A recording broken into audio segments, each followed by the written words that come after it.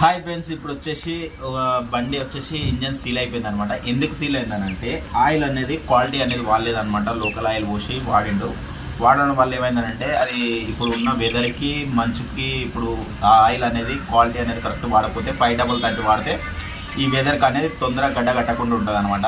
Local oil వాడడం వల్ల ఏం జరుగుతుంది అంటే మొత్తం తొందరగా గడ్డ కట్టడానికి అవకాశం ఉంటుంది వెదర్కి.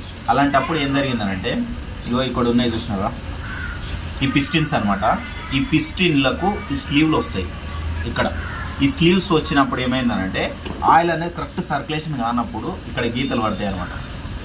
చూస్తుంది ఇగో ఈ ఆయిల్ కరెక్ట్ సర్క్యులేషన్ లేక పిస్టిన్ కటకట కొట్టుకొని ఆ ఆయిల్ అనేది గడ్డ కట్టేసి బండి అనేది సీల్ అయిపోయింది. దానివల్ల ఏమైంది, ఈ పిస్టిన్ అనేది మొత్తం బెండ్ అయిపోయింది అనమాట. ఈ పిస్టిన్కి 3 రింగులు వస్తాయి. ఇగో ఇక్కడ మొత్తం 3 రింగ్స్ వస్తాయి అనమాట.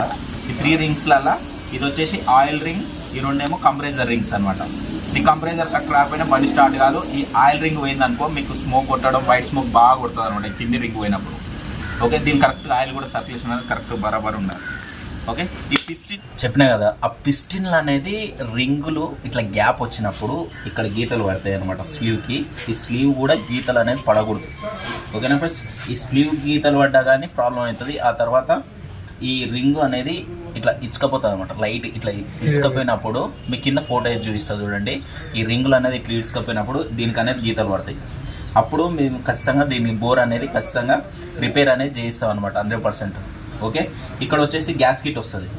ఈ గ్యాస్ కిట్ మీద హెడ్ వస్తుంది. ఈ హెడ్ కూడా ఒక్కోసారి ఫ్యాన్ తిరగక ఎవరైనా మెకానిక్ కూడా మీకు ఏం కాదు అట్లా చూసుకొని రమ్మన్నా కానీ చెప్పినట్టు కస్టమర్ తీసుకొని వచ్చింది అనమాట ఒక బండి. అట్లా తీసుకొని వస్తే ఆ హెడ్కు మొత్తం బొక్కలు పడిపోయినట్టు 4 మీద. ఓకే, ఇంజన్ చేసుకోవాల్సి వచ్చింది. హెడ్ వానికి రాకుండా అయిపోయింది అనమాట. ఇలాంటివి చూసుకొని జాగ్రత్తగా చేసుకోండి. ఇప్పుడు వేరే టాపిక్లోకి వెళ్ళిపోయినాం కాబట్టి దీని గురించి చెప్తున్నాను. పిస్టిన్స్ అనేది మొత్తం 3 రింగ్స్ ఉంటాయి. అవన్నీ మీకు క్లియర్ ఇలాగ చెప్పేసిన అనమాట. నెక్స్ట్ వచ్చేసి ఏంటంటే ఇవి ఏ చేసినా కానీ మెయిన్గా బోర్కి ఎలాంటి ఎఫెక్ట్ పడొద్దంటే ఆయిల్ ఇంపార్టెంట్ అనమాట.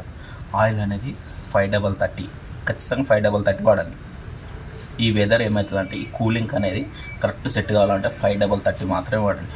వేరేది ఏది వాడినా కానీ ఈ వెదర్కి కొంచెం గడ్డ కట్టాల్సిన అంటే ఇట్లా కొంచెం చిక్కగా కావడానికి అవకాశం ఎక్కువ ఉంటుంది. ఇది వచ్చేసి క్రాంక్ అనమాట. పిస్టిన్లు అనేది దీంట్లోకే కూర్చుంటాయి.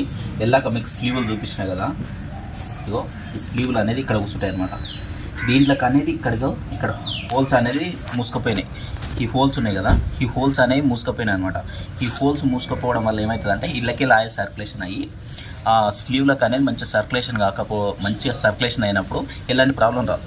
దీనికి ఎప్పుడైతే ఆయిల్ అనేది లోపల చిన్న హోల్ మూసుకుపోయిందో ఇమ్మీడియట్గా ఆయిల్ చిక్కగా ఉన్నప్పుడు ఇళ్ళకి ఆయిల్ అనేది బయటికి రాదు. స్మూత్గా ఉంటేనే ఆయిల్ అనేది బయటకు వస్తుంది.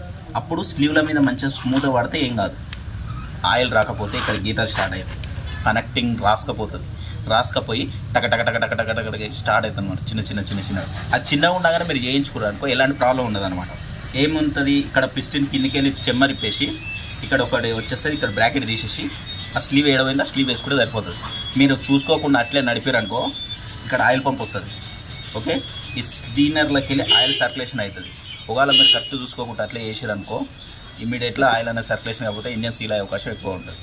ఓకేనా ఫ్రెండ్స్, చూసుకొని నడుపుకోండి. ఆయిల్ అనేది ఈ వెదర్కి ఇంపార్టెంట్. మళ్ళీ చెప్తున్నా, 530 మాత్రం వాడండి.